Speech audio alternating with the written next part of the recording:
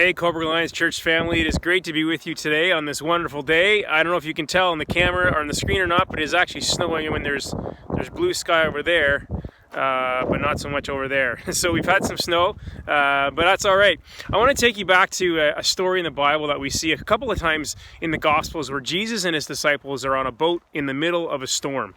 And the wind is blowing and the waves are going crazy, the boat's breaking apart, the sail's tearing, and the disciples are freaking out because they're afraid. They're afraid that they're going to drown and they're going to die in the middle of the storm. And they notice Jesus in the end of the boat just sleeping, just resting.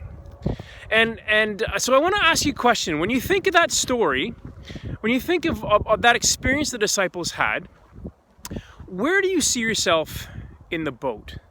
Where do you see yourself in the boat? So just take a second and picture yourself on the boat in the middle of a storm, all that's happening. What are you doing? And when I think about that for myself, if I'm honest with myself and honest with you, I see myself working extra hard to try and fix everything.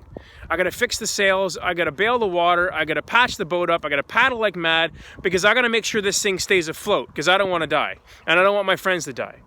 And then I'd notice Jesus sleeping, and I'd be like the disciples. I'd be pretty upset with Jesus, and I'd be like, Jesus, what are you doing? Why are you resting? And then I'd add another question. Why are you not doing what you're supposed to be doing, which is saving us?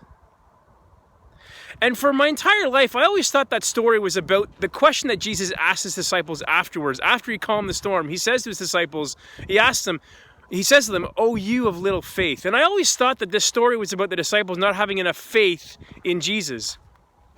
But now I'm realizing that this story is actually more about Jesus modeling to us what we should be doing in the midst of a storm. And that's resting. And I know that sounds completely countercultural. It sounds totally crazy. And it doesn't mean that we don't work to do the things that we should be doing. It doesn't mean that in the middle of this storm that we're in right now, we don't take care of our family. We don't take care of our friends. We don't go to work if we need to. We don't buy our groceries, all those kind of things that we need to do. We do the physical distancing, all the things that we need to do. It doesn't mean we don't do them, but it also means that we rest in Him. And I don't know about you, but in the midst of a storm, I get really easily distracted by the storm itself. I see the waves, I see the water, the wind, I look at the broken sail, I look at the hole in the boat, and I get distracted by all that stuff around me, and I forget to see the one who's in the boat with me, and that's Jesus. Jesus gives us a verse in John 14:27. He's talking about the Holy Spirit, and he says this, "I am leaving you with a gift, peace of mind and heart. And the peace I give is a gift the world cannot give. So, don't be troubled and afraid." So I want to encourage you today that in the middle of this storm, continue to take care of your family and the people around you. Absolutely.